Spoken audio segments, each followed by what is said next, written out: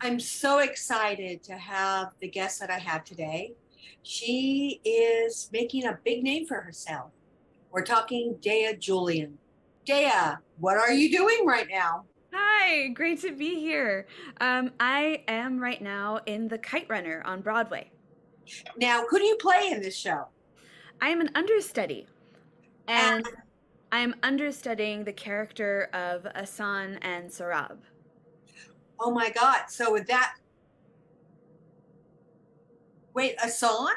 Yes, So they're having a girl play a song? yeah, exactly. That's what happens if I go on, which is very exciting. Oh, wow. So does that change the whole context of the play? It doesn't actually, because when I go on, I'm still playing the character as written. I'm playing Asan as a boy, and the way I talk about it is really I'm playing him as written, but just from a body that looks like mine. So, they've got a great costume for me. I'm all ready to go, and that's how it'll work. I that play has so much to say. Yes. And especially Hassan's part. I mean, Yes. in all honesty, I don't like the other guy. I don't like Hassan. I know, Amir, poor Amir. He he has quite a journey in the play. Yes, I love the character of Asan, and the way it happened for me was I had an audition for a female part in the show, and I was reading the play to prepare for that audition, and I was so drawn to Asan, and I just kept thinking, ugh, I wish I could audition for this character. I wish I could play this character. How cool would that be? And the thought sort of wouldn't let go of me. And a couple of days later, I just thought to myself, well, wait, why can't I? Maybe I could. And so I emailed my reps and I just said, I have a crazy idea. And they pitched the idea to the team, and luckily everyone was really open to seeing my take on the character. And then I went through the callback process, and now I'm the understudy. Wow, that's amazing. Yeah, Because I don't know if you know this, but Lilias White is about to take over Hermes. I know, I just saw. This is like game changer 101.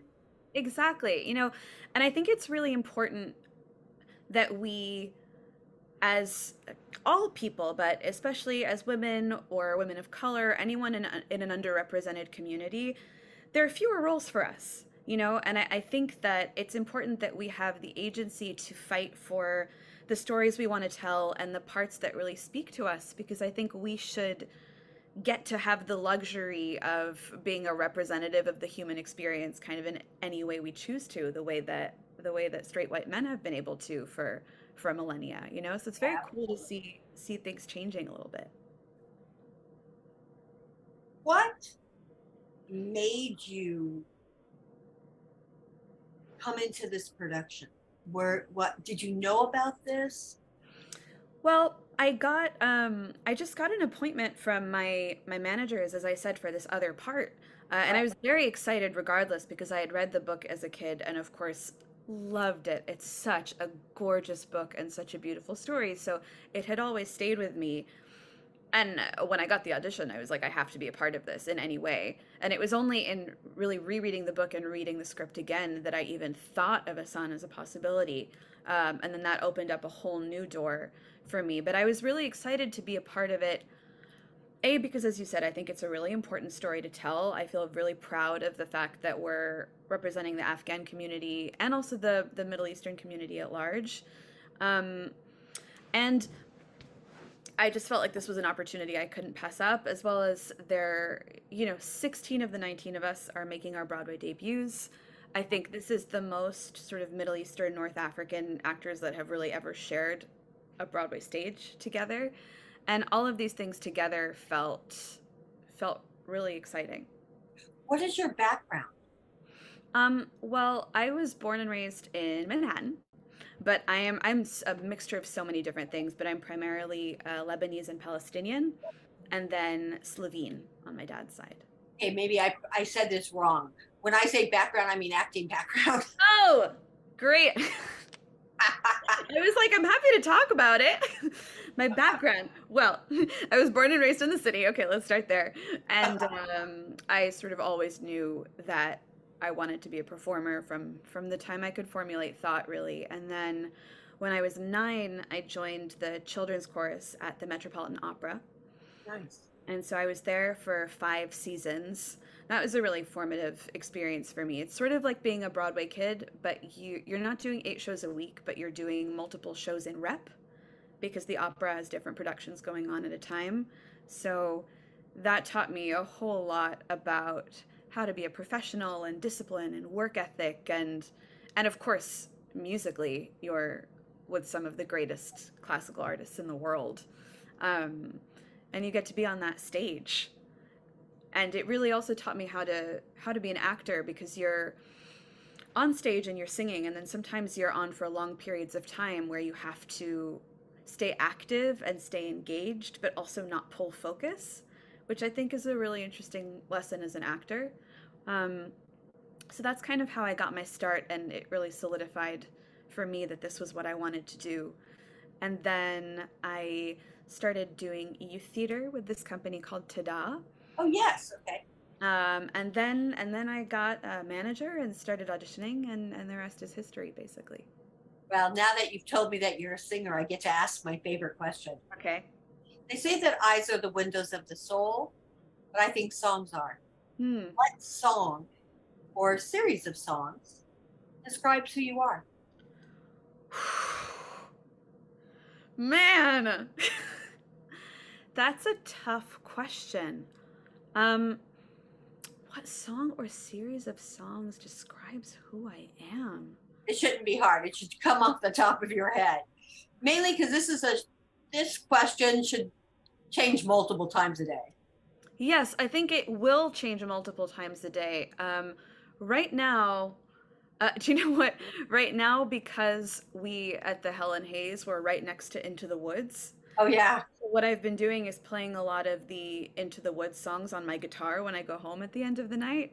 So I've been playing No One Is Alone and Stay With Me and a couple of those songs. So that's sort of been my vibe this week. What roles would you like to take on?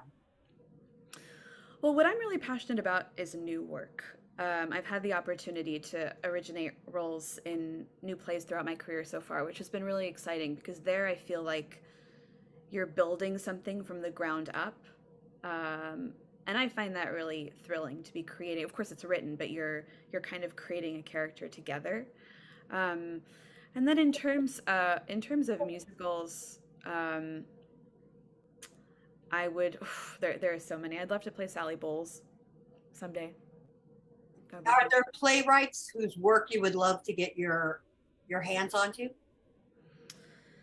Well, I really there are some yes, there are some playwrights that I really love. I love Martina Mayok's work. I love Hilary Bettis's work. I love Ming Pfeiffer's work. These are all like sort of young women playwrights who I think are really changing the landscape of how we tell stories, and I find their work really exciting. Is there anything that has been on your bucket list that you would like to do? Hmm. Well, this job is a pretty big bucket list, I will say. Getting to be on Broadway and be a part of the story is really huge. I've always wanted to make films as well, and so I just made my first short film this year about a young Syrian refugee, and I'm hoping to expand that into a feature film. So that's hopefully what's up next. What is your favorite moment of the Kite Runner and why?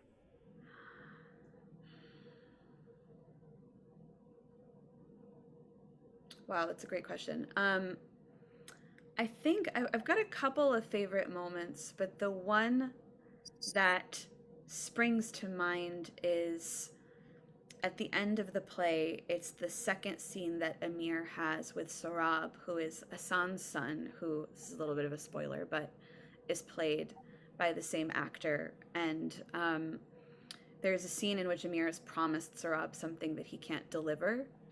And it's sort of this reckoning between the two of them where Sorab gets to express his anger and pain and frustration at Amir in a way that Asan never does. And it's a really beautiful, complicated moment between the two of them and very cathartic to play. And it's always beautiful to watch the actors do it.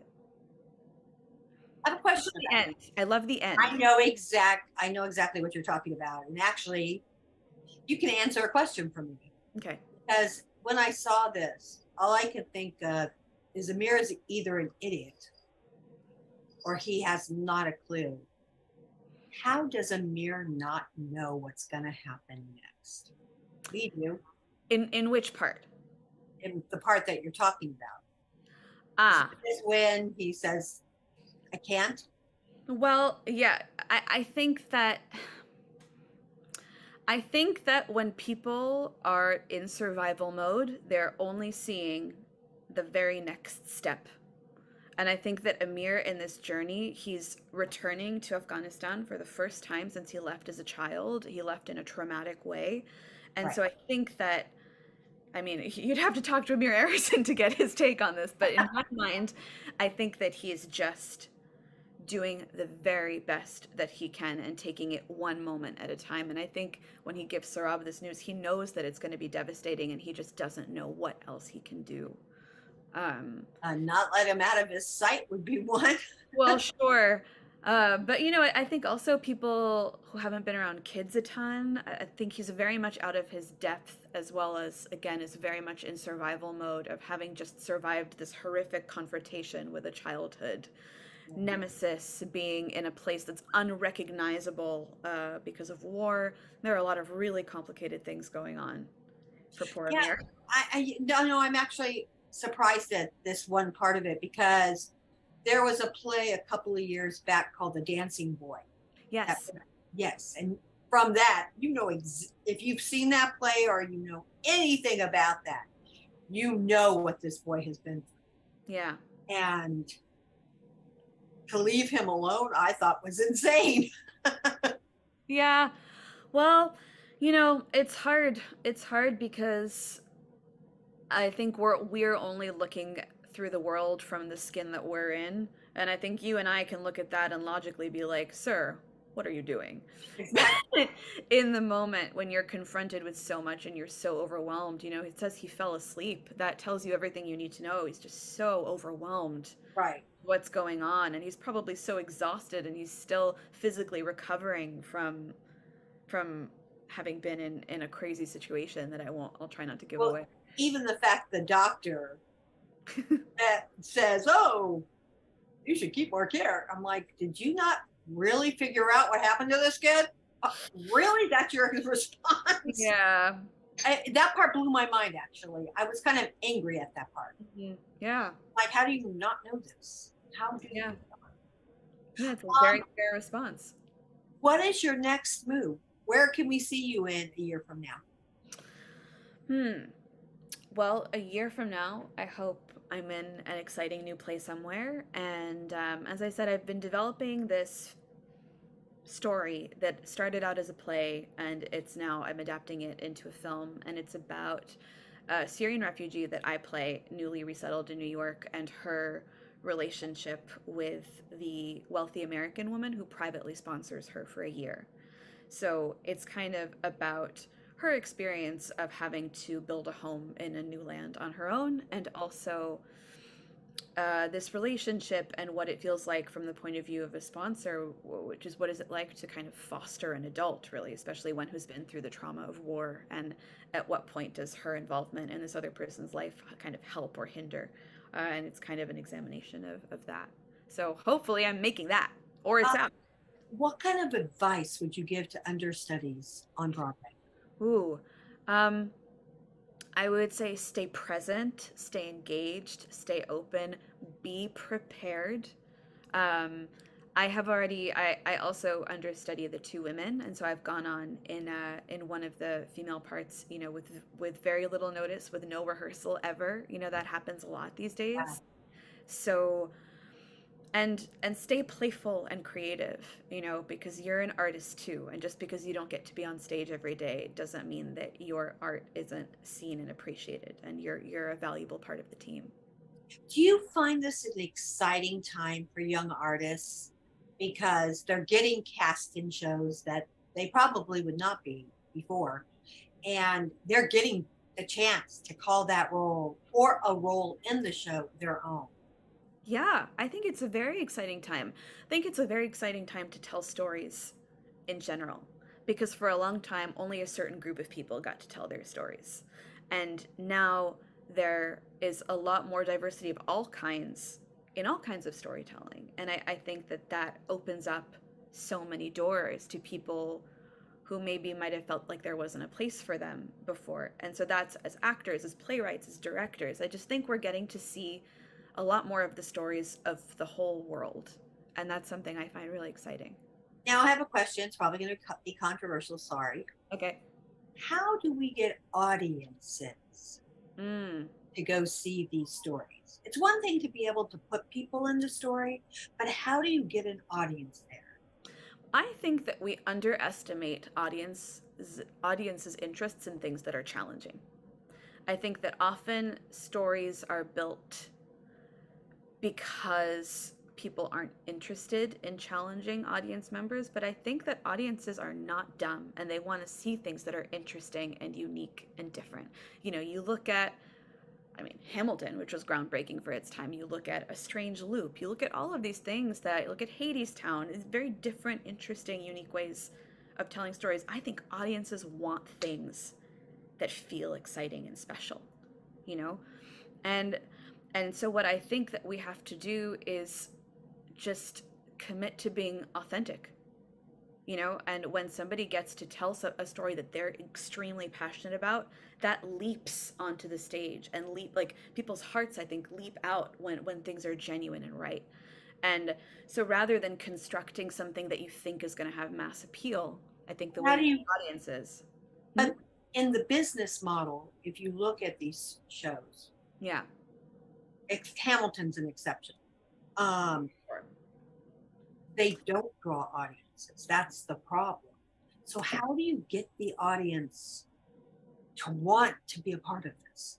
And I'm asking this because this is the question nobody bothers to ask. Yeah. The question that everyone should be speaking about, because maybe somewhere in there lies the answer. Hmm.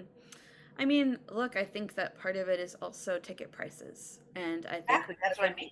part of it is reaching out to communities who don't feel included, and making sure that they are included and are made to feel welcome. But certainly, ticket prices are a huge barrier towards people being able to come. And so, you know, anything we can do to combat that is I think, the key, really. Thank you. Is last question. Yeah. Is there anything that I haven't asked you that you would like our audience to know? Hmm. What haven't you asked me? Um, I think we've about covered it. I just sort of want to reiterate as a Yeah, plug for great. the show that I think this show is really special, and I think that it's a giving voice to a very underrepresented group of people, but I think that it's also just so globally relevant. I think it's a play about redemption and about, Oh, you know, it's totally about redemption. reckoning your past actions and the choices you made and reconciling them with who you are and who you want to be and who other people around you see that maybe you could be, you know. And it's about being an outsider kind of in society at large, and also what it feels like to be an outsider in your own family. And and and it's about home, you know, and what it feels like to leave a home behind and build a home, and the people, in whom you find home too. How long is the Kite Runner playing for? We are running until October 30th. Ah, yay. Indeed. Did you guys get extended? Nope, that was always our runtime. Yeah. Oh, good. And where can we see you next? Is there anything else that we can see you next in besides the Kite Runner? Well, as I said, I've got this movie coming up that hopefully you guys will see soon, and then Well, let us know. Send us a press release. We will I be will. happy to help with it. And Absolutely. I look forward to seeing you perform. Thank you so much. Welcome. Great talking to you. Thank you, you too.